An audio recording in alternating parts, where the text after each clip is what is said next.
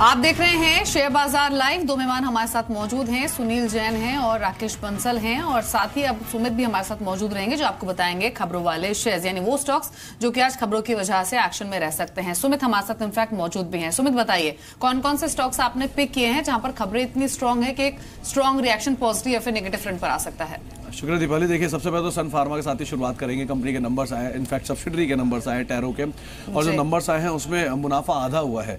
Company का operating मुनाफा करीब 14.5 करोड़ रुपए से घट के $7.7 करोड़ डॉलर के आसपास आया है। बिक्री भी 16.5% गिरी है और 16.3 करोड़ डॉलर के आसपास आई है। तो टैरो के नंबर्स आए हैं और उसका इम्पैक्ट सन फार्मा के ऊपर आता हुआ दिखाई पड़े। इसके अलावा टाटा केमिकल के भी नंबर्स आए। नंबर्स के हिसाब से देखें तो आय करीब 19.5% गिरी है, EBITDA करीब 22.5% गिरा है और मुनाफा भी 13.5% गिरा है। तो कंपनी के आय, मुनाफा और EBITDA तीनों में प्रेशर है और ये तीनों ही अनुमान से खराब आते हुए दिखाई पड़े हैं। तो यहाँ पर भी हो सकता है थोड़ा असर आता हुआ दिखाई पड़े। टाटा केमिकल पर नजर रखें। अबॉट इंडिया से जुड़ी हुई एक खबर आई है कि इंडियन ड्रग रेगुलेटर जो है कंपनी के स्टंट को लेकर उन्होंने सवाल उठाया है। उन्होंने कहा है कि स्टंट की जो क्लिनिकल ट्रायल उसे और अभी करने की जरूरत है। क्लिनिकल ट्रायल 4 किया जाए और जो 2.5 mm के स्टंट हैं उनको लेकर थोड़ा कंसर्न जताया गया है। तो हो सकता है फार्मास्यूटिकल स्पेस में थोड़ा प्रेशर रहे। एस्ट्राजेनेका के नंबर खराब हैं, अबॉट के लिए नेगेटिव खबर है और सन फार्मा के भी नेगेटिव नंबर्स का असर आ सकता है। तो हो सकता है थोड़ा प्रेशर आज फार्मा पर रहे। एक खबर पीवीआर से जुड़ी हुई है। इंटरेस्टिंग खबर है कि कंपनी ने अपना एक कारोबार, जो बॉलिंग कारोबार है ब्लूओ, उसे बेचा है और ये स्माश एंटरटेनमेंट को बेचा है, जो कि सचिन तेंदुलकर की कंपनी है। करीब 86 करोड़ रुपए में सौदा हुआ है और क्योंकि नॉन कोर कारोबार पीवीआर बेच भी रहा है तो उसी से जुड़ी हुई खबर है, तो इंपॉर्टेंट रह सकती है।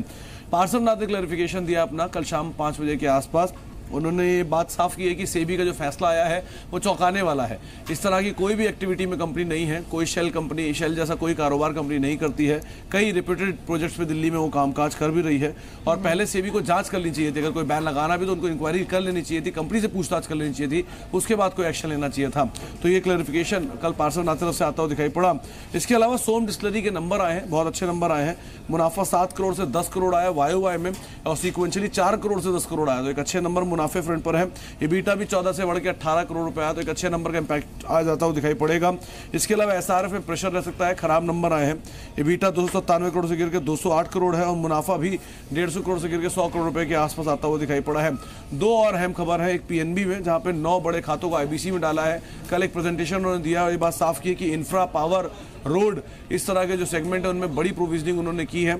और BHEL जहां पर कंपनी पर एक CAG ने रिपोर्ट जारी की है और ये बात जो कंपनी का कामकाज उसको लेकर सवाल उठाए हैं, खासतौर से ऑर्डर इनफ्लो को लेकर भी और एक जो रिसीवेबल है उसको लेकर भी उन्होंने साफ किया कि जो इम्प्रॉपर मैनेजमेंट किया गया। तो BHEL पे थोड़ा प्रेशर आता हुआ दिखाई पड़ सकता है। ठीक है, कुछ एक ऐसी कंपनीज हैं जिस पे आपको ध्यान रखना है। सब में न्यूज फ्लो बहुत ही शानदार है और इसका इंपैक्ट जरूर आप देखेंगे। मैंने 2-3 कंपनीज में से छांटी है जिसमें ज्यादा से ज्यादा ट्रेडर्स होते हैं। एक तो BHEL, जिसकी खबर अभी चल रही है कि रिपोर्ट में कंपनी को लेकर कुछ शंका जताई गई है, CAG की रिपोर्ट है। एक सन फार्मा जिसकी टैरो को लेकर आज थोड़ी पिटाई हो सकती है, और दूसरा एक खबर है जो कि PNB को लेकर है कि उसके 9 अकाउंट्स हैं। एक एक करके लेते हैं। पहले सन फार्मा पे राकेश आप बताएं, क्योंकि ये आज गैप डाउन खुलेगा, पक्का है। कितना गैप डाउन हो सकता है, कितना तक जा सकता है, कहां पे सपोर्ट है? देखिए डिम्पी, अगर आप देखें तो टेक्निकल रुझान नेगेटिव है। नतीजों के बाद इस स्टॉक ने एक पुल बैक रैली दिखाई थी और एक ऑन एज ऑफ एक नए ब्रेकडाउन की तैयारी पर है स्टॉक। कल की क्लोजिंग 500 रुपीज के अराउंड की है और नीचे में 492, 493 एक छोटा सपोर्ट है। और टेक्निकली अगर 492, 493 के लेवल्स डिसाइसिवली नीचे में टूटते हैं तो एक बहुत बड़ी नेकलाइन का टूटना होगा और 492 के लेवल्स टूटते हैं तो स्टॉक 445, 448 तक नीचे में गिर सकता है। ठीक है, तो यहां से और नीचे स्लिप कर सकता है सन फार्मा। इनफैक्ट एवा ने खुद कहा है कि जो प्राइस इरोजन है वो आने वाले क्वार्टर्स में और एक्सेलरेट हो सकता है। तो कमेंट्री भी खराब है, नंबर्स भी खराब है, जिसकी वजह से सन फार्मा आज के सेशन में वीक हो सकता है। समीत चौहान हमारे साथ मौजूद है, उनको भी शो में शामिल करते हैं एंजल ब्रोकिंग से। Sameet, good morning, welcome to Zee Business. हम खबरों वाले शेयर्स की बात कर रहे हैं, अभी हमने सन फार्मा की बात की, लेकिन 2 और स्टॉक्स पर अपना टेक्निकल व्यू दीजिए। एक तो BHEL जहां पर नेगेटिव न्यूज फ्लो है और दूसरा PNB, दोनों पर क्या आउटलुक है आपका? देखिए, BHEL की बात करें तो ये स्टॉक एक अच्छे खासे करेक्शन के बाद कंसोलिडेशन मोड में चला गया है। रिसेंटली एक अटेम्प्ट आया था इसमें बाउंस बैक का, बट क्लियरली 145 146 एक सप्लाई जोन है और वहाँ से वापस इसमें करेक्टिव मूव स्टार्ट हुआ है। सो ये अंडर परफॉर्मेंस का आने वाले कुछ दिनों में कंटिन्यू रहेगा और 132 के आसपास जो लेवल है वो ये स्टॉक में ब्रेक हो सकते हैं और ये स्टॉक फिर 125 124 के आसपास करेक्ट हो सकता है। सो इसमें फिलहाल तो नेगेटिव बायस ही ट्रेड करना चाहिए। इसमें ट्रेंड रिवर्सल 145 147 के ऊपर ही होगा। पीएनबी की अगर बात करें तो रिसेंटली हमने एक थोड़ा बहुत बाउंस बैक देखा था पीएसयू बैंक्स में, बट वापस वो बाउंस बैक में वापस सेलिंग प्रेशर हमने देखा हुआ है और कल एक इंपॉर्टेंट सपोर्ट था 145 146 का इंट्राडे बेसिस पे ब्रेक किया था। तो मुझे लगता है कि आज भी इसमें जो करेक्टिव मूव है वो एक्सटेंड हो सकती है और ये स्टॉक एटलीस्ट 2-3 दिनों में 144 142 के लेवल्स के आसपास करेक्ट हो सकता है। ठीक है, एक तो BHEL पे कोई जल्दबाजी आपको दिखानी नहीं है, सन फार्मा पे कोई जल्दबाजी आपको नहीं दिखानी है और जो तीसरा शेयर हमने PNB पूछा ये भी थोड़ा कमजोर रह सकता है। ये कल की गिरावट आज थोड़ी एक्सटेंड हो चुके हैं, तो तीनों शेयर्स पे आप ये मत देखिएगा कि 2 दिन में कितना टूटा है, ये देखिएगा कि इनका बेस कहां पर है।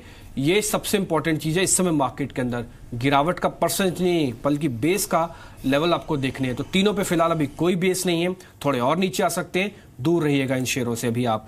अच्छा, इसके अलावा कुछ एक और शेयर भी हैं जिसपे आपको राय जानना बहुत जरूरी होगा।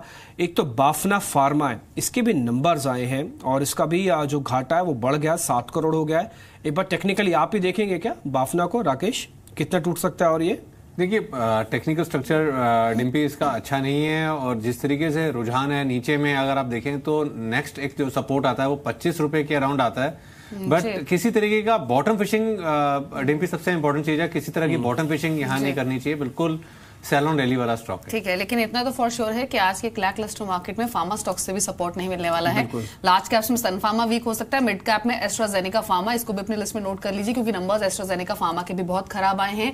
और छोटे शेयरों में यानी स्मॉल कैप स्पेस से बफना फार्मा जहां पर नंबर्स वीक रहे हैं, तो तीनों स्टॉक्स अर्निंग्स की वजह से प्रेशर में रह सकते हैं। औरबिंदो फार्मा के आज नंबर्स आ रहे हैं लेकिन बहुत स्ट्रॉन्ग प्रोजेक्शंस औरबिंदो फार्मा से भी नहीं है। अब ब्रोकरेज हाउसेस के रिपोर्ट्स जान लेते हैं। साक्षी हमारे साथ है न्यूज रूम से। बताइए साक्षी, कौन सी फ्रेश रिपोर्ट्स आई हैं और किन स्टॉक्स पर है? Good morning Deepali. सबसे पहले हम बजाज ऑटो की बात करेंगे जहां पर क्रेडिट स्विस ने अपनी रिपोर्ट जारी की है। न्यूट्रल रेटिंग को बरकरार रखा है, लक्ष्य यहां पर रिवाइज करके 2590 का दिया है। खासतौर पर ट्रायम्फ के साथ जो करार का अनाउंसमेंट कल हुआ उसको काफी पॉजिटिवली ले रहे हैं। जो KTM के साथ करार है कंपनी का उसी की सक्सेस को रेप्लिकेट हो सकता है अब यहाँ पर। खासतौर पर 2 से 3 सालों में नया प्रोडक्ट डेवलपमेंट होगा, यानी कि 2020 तक पहली बाइक आते हुए नजर आएगी। स्ट्रीट बाइक्स में और स्पोर्ट्स बाइक्स में अब पकड़ मजबूत होती हुई नजर आएगी। कॉम्पिटिशन आयशा मोटर्स के साथ खास तौर पर इंक्रीज होता हुआ नजर आएगा, जिसकी वजह से यहां पर एक पॉजिटिव रिपोर्ट आती हुई नजर आई है। इसके अलावा IOC पर भी क्रेडिट स्विस ने अपनी रिपोर्ट जारी की है। यहां पर आउट परफॉर्म रेटिंग को बरकरार रखा है, 505 का टारगेट दिया है। खासतौर पर पैराडीप रिफाइनरी की जो प्रॉफिटेबिलिटी है उनका मानना है कि Q3 तक आते आते नॉर्मलाइज होते हुए नजर आएगी। FY 18 और 19 का जो EPS अनुमान है उसे भी यहां से 3 से 4% बढ़ाया गया है। इसके बाद अब बात कर लेते हैं जुबिलेंट फूड की, जहां पर 2 ब्रोकरेज रिपोर्ट्स आई हैं। पहले मॉर्गन स्टैनली की बात करते हैं। यहां पर ओवरवेट रेटिंग को बरकरार रखते हुए 1500 का टारगेट दिया है और Q1 में खास तौर पर सेम स्टोर सेल्स ग्रोथ जो है उसमें एक सुधार दिखा है। मार्जिन्स में भी सुधार से कंपनी के लिए एक पॉजिटिविटी नजर आ रही है और रिटर्न ऑफ इक्विटी में भी 22% तक का उछाल देखने को मिल सकता है। डॉइश बैंक ने जो रिपोर्ट जारी की है यहां पर बाय रेटिंग दिया है, 1400 का टारगेट दिया है। यहां पर प्रोडक्ट क्वालिटी करने के लिए जो बेहतर करने के लिए 100 करोड़ तक का निवेश कंपनी ने अनाउंस किया है उसे काफी पॉजिटिवली लिया जा रहा है। आखिर में जिस रिपोर्ट के बारे में बात करेंगे वो है फ्यूचर रिटेल और यहां पर मॉर्गन स्टैनली की रिपोर्ट है। ओवरवेट रेटिंग को बरकरार रखा है, 500 का टारगेट दिया है। मजबूत सेम स्टोर सेल्स ग्रोथ है और खास तौर पर बिग बाजार की अगर बात करें तो यहां पर और भी ज्यादा सेम स्टोर सेल्स ग्रोथ बढ़ती हुई नजर आएगी। मार्जिन्स में 1.25% तक की या 1.5% तक की इंप्रूवमेंट देखने को मिल सकती है। FY 20 तक खासतौर पर सेम स्टोर सेल्स ग्रोथ खासतौर पर बिग बाजार की 10 से 15% बढ़ सकती है।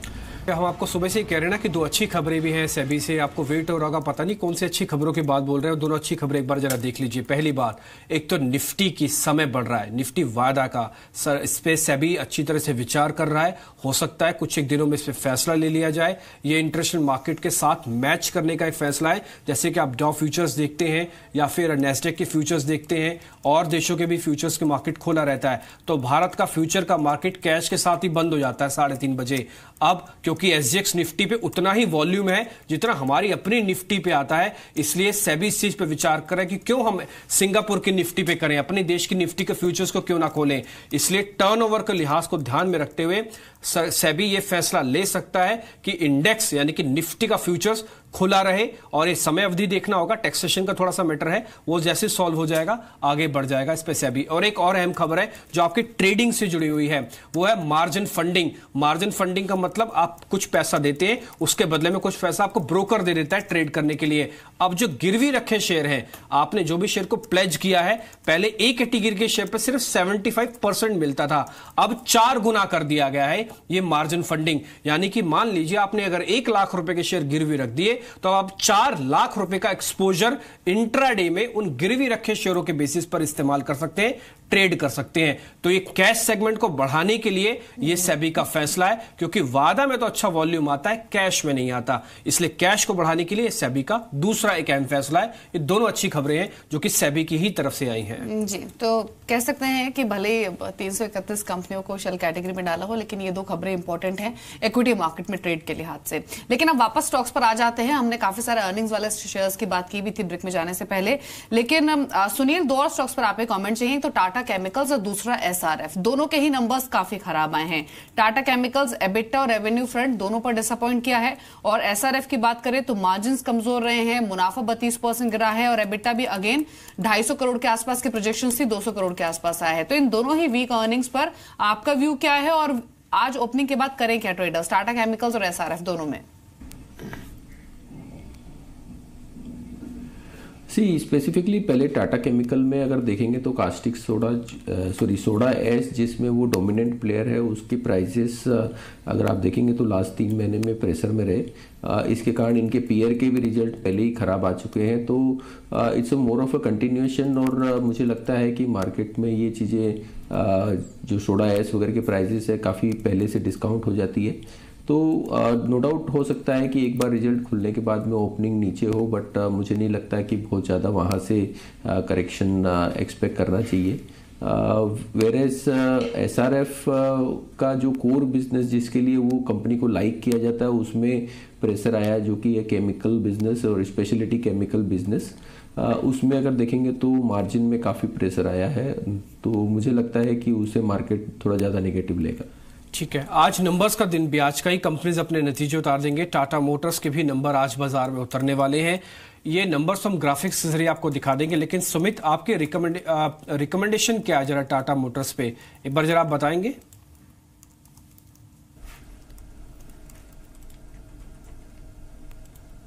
समित जी हाँ डिम्पी, अब टाटा मोटर्स पे आप कैसे ट्रेड करेंगे? नंबर तो इस बार शायद उतने अच्छे नहीं रह रहे, क्योंकि जो हमने अनुमान रखा है ना उस हिसाब से भी कमजोर नंबर इस बार फिर से आ रहे हैं टाटा मोटर्स के। आप एक बार रुकेंगे या फिर इस गिरावट का फायदा उठाएंगे प्लस करने के लिए? नहीं, फिलहाल मेरे ख्याल से ये स्टॉक एक सपोर्ट के आसपास ट्रेड हो रहा है, बट हमें नहीं लगता यहाँ पे कोई भी खरीदारी की सलाह होगी। स्टॉक ने क्लियरली अंडर परफॉर्म किया, और आपको एक जानना है कि 6-8 महीनों में हमारे बेंचमार्क इंडेक्स ने 20-25% का एक स्ट्रॉन्ग एप्रिसिएशन दिया है। एट द सेम टाइम ये स्टॉक उसके ऊपर के लेवल से गिरते जा रहा है, और अभी 52 वीक क्लोज के आसपास ट्रेड हो रहा है। सो ये क्लियरली उसका अंडर परफॉर्मेंस इंडिकेट करता है। तो यहाँ पे हम बाइंग की सलाह नहीं देंगे।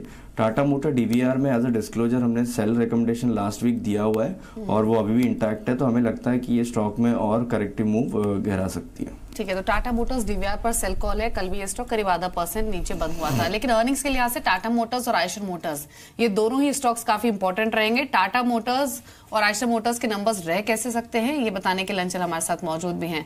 अंचल, आयशर मोटर्स तो I am sure royal Enfield के ऊपर एक स्ट्रॉन्ग राइड एक बार फिर से लेने वाला है, क्या प्रोजेक्शंस हैं? बिल्कुल दीपाली, आपने सही कहा। जहाँ तक आयशर मोटर्स की बात रही तो रॉयल एनफील्ड की तेजी इसमें अभी भी बनी हुई है। परफॉर्मेंस इस बारी भी अच्छी रहती हुई दिखेगी। अगर आप सेल्स की बात करें, ऑलमोस्ट 28% कंपनी की बिक्री बढ़ने का अनुमान लगाया जा रहा है। रॉयल एनफील्ड वॉल्यूम्स ऑलमोस्ट 25% बढ़ी हैं, तो वो एक डेफिनेटली पॉजिटिव फैक्टर रहेगा। लेकिन दूसरी ओर एक चिंता ये भी है, वो है इनकी कमर्शियल व्हीकल सेगमेंट को लेकर, जहाँ पे सेल्स करीब 28% गिरी भी है दीपाली। लेकिन क्योंकि रॉयल एनफील्ड एक हाई मार्जिन प्रोडक्ट है कंपनी का, उसकी वजह से कंपनी के रियलाइजेशन, एबिटा मार्जिन तीनों ही ड्राइव होते हुए दिखेंगे। रियलाइजेशन में 3% की बढ़त का अनुमान है, तो वहीं एबिटा में भी करीब 28% की बढ़त का अनुमान लगाया जा रहा है। 600 करोड़ के आसपास का एबिटा कंपनी पोस्ट कर सकती है। मार्जिन करीब 2.5 से 0.2% बढ़ते हुए दिखेंगे। 30.2% से बढ़ के 31.6% एबिटा मार्जिन रहने की उम्मीद की जा रही है। एक चीज़ होगी दीपाली, इस बार आप इनके अदर इनकम हेड पे जरूर नजर रखिएगा, क्योंकि उम्मीद ये है इस बार अन्य आय इनकी थोड़ी घटकर आएगी और यही कारण है मुनाफा 26% ही सिर्फ बढ़ रहा है। लेकिन अगर अन्य आय नॉर्मल ट्रेंड में फ्लैट रहती है या फिर स्लाइटली इंप्रूव होकर आती है तो डेफिनेटली मुनाफे में और तेजी आती हुई आपको दिखेगी आयशर मोटर्स के केस में। ठीक है, टाटा मोटर्स के भी एक बार नंबर बताइए अंचल के, वो कैसे रह सकते हैं? डेबी टाटा मोटर्स के केस में फ्लैट टू नेगेटिव नंबर्स की उम्मीद की जा रही है। रेवेन्यूज 10% गिरने का अनुमान है, वहीं एबिटा में 6% की गिरावट आ सकती है। जेला वॉल्यूम्स बेशक 4.5% बढ़ी है, लेकिन जो इनका अहम सेगमेंट है पीवी सेगमेंट और कमर्शियल व्हीकल सेगमेंट, दोनों में ही से वॉल्यूम्स डिप हुई हैं और उसका इंपैक्ट कहीं ना कहीं ओवरऑल नंबर्स पे रहेगा। अगर आप एबिटा मार्जिन की बात करें 11.4% से घट के 11.2% रह सकते हैं। एक तरफ बेहतर जेला वॉल्यूम्स मार्जिन को सपोर्ट करेंगी तो वहीं दूसरी ओर रॉ मटेरियल कॉस्ट बढ़ी है, उसका डेंट होगा। जीएसटी पे डिस्काउंट्स दिए उसकी वजह से इंपैक्ट होगा और साथ ही ओवरऑल एडवर्टाइजिंग कॉस्ट एस्केलेट हुई है। जहां तक रही बात मुनाफे की, रिपोर्टेड पैट 25% गिरने का अनुमान है डिब्बी, लेकिन एक एडजस्टमेंट करके पिछले साल इसी क्वार्टर में करीब 460 करोड़ का एक वन टाइम गेन हुआ था कंपनी को, उसे एडजस्ट करके देखेंगे तो एडजस्टेड पैट करीब 6% गिरने का अनुमान है। ये सुनील टाटा मोटर्स के नंबर, आयशर के नंबर मोटा मोटी आपने देख लिए होंगे। मैं बजाज ऑटो को भी जोड़ देता हूं जिसपे क्रेडिट स्विस की एक रिपोर्ट भी है और न्यूट्रल रेटिंग के साथ है। इन तीनों ऑटो कंपनीज पे आपका राय क्या है, किसको लेंगे किसको छोड़ देंगे? देखिए टाटा मोटर्स का अगर देखेंगे तो प्राइसेस कंटिन्यूसली अंडर प्रेशर है। उनमें जो स्पेसिफिक एक करेंसी से रिलेटेड जो उनको लॉस बुक करना पड़ रहा है उसका इम्पैक्ट बढ़ा है, प्लस थोड़ा जेएलआर की सेल्स भी कंपैरेटिवली थोड़ी स्लो डाउन हुई है। बट गोइंग फॉरवर्ड हमें लगता है कि ये जो इशू है related to forex gain is expected to get completed in a quarter और टू, एंड उसके अलावा जो नए प्रोडक्ट की लॉन्चेस है जेएलआर में वो मुझे लगता है कि इसको सपोर्ट करेगी। तो मुझे लगता है कि नो डाउट रिजल्ट के ठीक पहले शेयर लेना थोड़ा डिफिकल्ट हो जाता है, बट एक रिजल्ट के बाद में अगर निगेटिव रिजल्ट भी आता है तो मुझे लगता है कि इसमें डाउन द लाइन परचेज किया जा सकता है। तो रिजल्ट्स के बाद बाय किया जा सकता है टाटा मोटर्स, ऐसे सुनील मानते हैं। क्विकली राकेश, दो स्टॉक्स पर अपने व्यू दीजिए, हो सकता है दोनों स्टॉक्स आज के सेशन में स्ट्रांग रहे। क्वेस्ट कॉर्प जहां पर आरबीआई ने एफपीएस इन्वेस्टमेंट लिमिट 24% से बढ़ाकर 74% की है। रामाकृष्णा फोर्जिंग, यहां भी आरबीआई ने एफपीआई इन्वेस्टमेंट लिमिट को 24% से बढ़ाकर 49% किया है। खबर पॉजिटिव है, हो सकता है पॉजिटिव ओपन करे, लेकिन ट्रेडिंग व्यू क्या है क्वेस्ट कॉर्प और रामाकृष्णा फोर्जिंग्स में? दीपाली, ट्रेडिंग व्यू पॉजिटिव है। क्वेस्ट कॉर्प के ऊपर टेक्निकल स्ट्रक्चर अच्छा है। स्टॉक में नीचे की तरफ देखें तो 890 एक इमीडिएट शॉर्ट टर्म सपोर्ट है और एक बार स्टॉक 900 के ऊपर सस्टेन करता है तो दीपाली एक अच्छा ब्रेकआउट, और इस ब्रेकआउट के शॉर्ट टर्म लक्ष्य लगभग 920-21 के बैठते हैं। रामाकृष्णन फोर्जिंग की बात करें तो यहाँ भी टेक्निकल रुझान पॉजिटिव है। शॉर्ट टर्म ट्रेडिंग के नजरिए से यहाँ भी बाइंग की जा सकती है। ठीक है राकेश, अब तक तो हम आपसे पूछ रहे थे कि ये करना है क्या करना है, अगर आप अपने ट्रेडिंग पिक्स भी बता दीजिए, आपने कौन से शेयर ढूंढे हैं? देखिए डेवी, मेरा ऐसा मानना है कि अगर मार्केट की कोई वीक लिंक है तो वो बैंकिंग स्टॉक्स हैं। तो बैंक निफ्टी को एक तो बेचने की राय रहेगी मेरी 25,060 के स्टॉप लॉस के साथ 24,170 के लक्ष्य के लिए। और स्टॉक स्पेसिफिकली डीसीबी बैंक खराब लगता है, डीसीबी बैंक को बेचने की राय रहेगी। 196 का स्टॉप लॉस, 167 का लक्ष्य। बैंक ऑफ बड़ौदा का टेक्निकल रुझान खराब लगता है, 161.50 का स्टॉप लॉस, 148 का टारगेट, और एकमात्र बाय कॉल सिप्ला पे रहेगा जहां पे कल के सत्र में एक पॉजिटिव क्रॉसओवर देखने को मिला था। 564 का स्टॉप लॉस, 600 का लक्ष्य। ठीक है, सिप्ला बाय करने की सलाह है। डीसीबी बैंक और बैंक ऑफ बड़ौदा ये दो शेयर्स बेचने की सलाह दे रहे हैं राकेश। समीत, आपकी ट्रेडिंग चॉइसेस क्या हैं?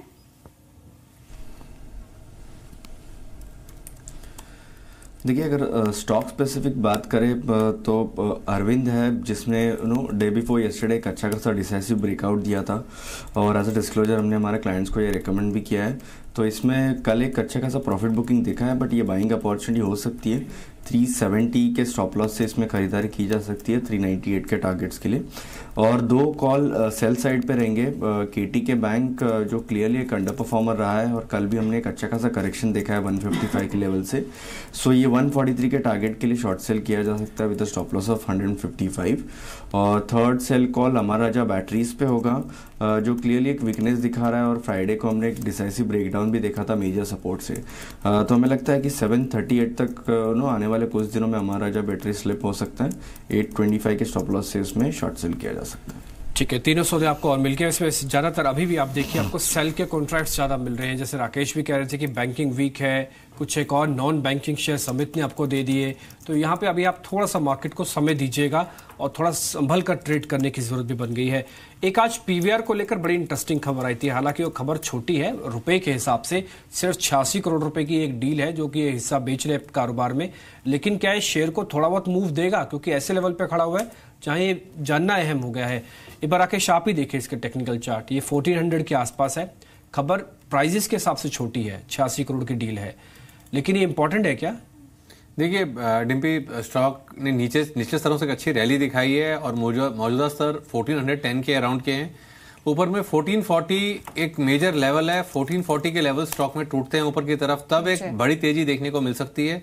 एल्स डिम्पी अवॉइड करेंगे स्टॉक को। ठीक है, मेटल्स में सुनील अभी आपकी प्रिफर्ड चॉइस क्या है? कल भी ये स्टॉक्स चले थे और हो सकता है आज भी मेटल स्टॉक्स में खरीदारी दिखे, क्योंकि हमने देखा है एशिया में कि जो कैपेसिटी कट है वो शायद और डीपन हो सकता है। इस तरह के रिपोर्ट्स हैं, जिसके बाद एल्यूमिनियम जिंक दोनों में एक अच्छा स्पॉट हमने 2-3 दिनों से देखा है। ट्रेडिंग स्विंग्स तो मिलेंगे, लेकिन इन्वेस्टमेंट व्यू किन स्टॉक्स पर है आपका? हिंडाल्को प्रिफर्ड चॉइस है। इसमें अगर आप देखेंगे तो उनके एक्सपांशंस पूरे हो गए हैं और डेट रीपेमेंट हो रहा है, तो उसका straight away benefit market cap में आएगा।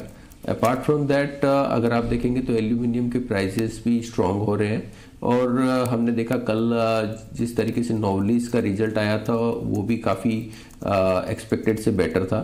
तो ओवरऑल आउटलुक हिंडाल्को पे पॉजिटिव है। इसे मुझे लगता है कि करंट प्राइस या कोई डिक्लाइन आता है तो उसे एक्यूमुलेट करना चाहिए। ठीक है सुनील, शुक्रिया आपका ध्यान देने के लिए और बताने के लिए कि ओवरऑल मार्केट्स के अंदर हिंडाल्को आपको थोड़ा पॉजिटिव लग रहा है। अलग अलग शेयर्स में भी आपने राय दी, इसके लिए शुक्रिया। आगे बढ़ते हैं, सुपरफास्ट फ्यूचर को शुरू करते हैं और कुछ बेहतरीन कॉल्स आप नोट कर लीजिएगा।